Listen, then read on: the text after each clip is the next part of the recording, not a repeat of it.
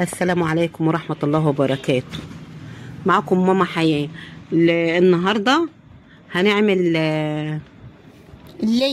اللي بتاع الزمان. فاهمين يا جماعة؟ ده أكل زمان وروايح زمان وحاجة الزمان الحلوة اللي احنا مفتقدينها دلوقتي، بقى كله صناعي. دي من الطبيعة، من البتاع ديت الخروف او من لية الخروف الحلوة دي لما بيمشي يتدلع كده. ماشي. دي احنا كنا مشترين كيلو، مشترينه. ده مش كيلو، ده نص. لا ده كيلو يا بابا. كيلو؟ كيلو. دلوقتي بنتي غسلته، حطت له جنزبيل وقرفه وغسلته غسله حلوه، سبته يتنقع شويه وبعدين غسلته، وبعدين صفته، ودلوقتي حطيته في الحله وهتديله تشويحه جامده بشويه ملح اهو.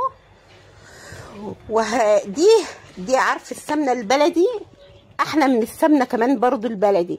ده للطبيخ بيدي طعم جميل جميل جميل. حتى لو يعني الواحد ما فيش عنده اكل، يعني الحمد لله الحمد لله، يعني ما فيش يعني ولا لحمه ولا فراخ، ممكن تاخدي معلقه تعملي طاجن باميه، تعملي حبايه ملوخيه خضراء، ملوخيه ناشفه بقدحه تومه بطماطم، يعني او صينيه بطاطس وجنبها شويه رز، شويه سبانخ. المهم يعني تعرفي تعملي بيها اكل، يعني شويه فاصوليا ناشفه، شويه فاصوليا خضراء، لوبيا، اي حاجه تقدري تعملي طبيخ بالليه دي. والحمد لله يا رب العالمين طالما موجوده الحاجه، يعني الحمد لله. الواحد يقول الحمد لله على السراء والضراء، الحمد لله لك الحمد والشكر يا رب. دلوقتي هي قلبتها شويه وخليتها لما قربهم هتحمر اهي، وهتقوم ازاز الزيت نوعها ايه يا بابا؟ كان عباد الشمس. دلوقتي انا خدت اللقمه دي من بيتي عشان دي ايدي اهي، وقلت ادوقها. بس دي احنا عاملينها من بدري، يعني الفيديوهات دي مركونه يعني دي.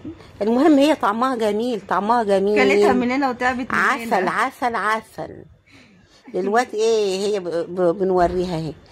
احنا هنكب ازاز الزيت كيلو لتر.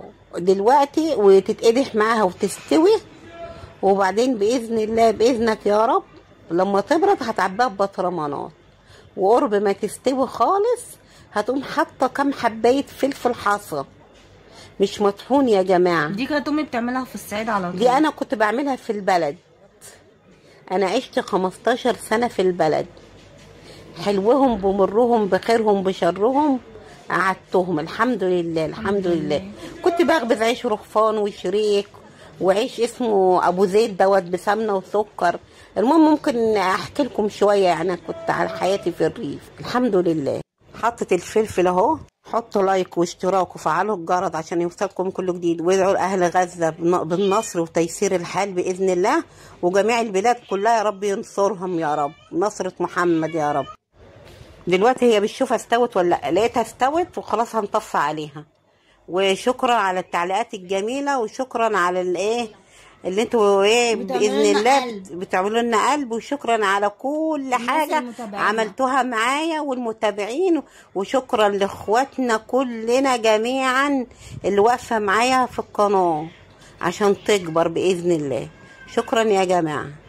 بتوريكم هتحط في العلبه دي، فضيتها اهي، ومع سلامه الله مع سلامه الله. اوعوا تنسوا تحطوا لي اشتراك ولايك. يلا سلام. انا بوريها لكم اهي، والله احلى من السمنه المهدرجه. يلا حبايبي اعملوها ومش هتخيب معاكم والله العظيم. يلا حطوا لي لايك. سلام.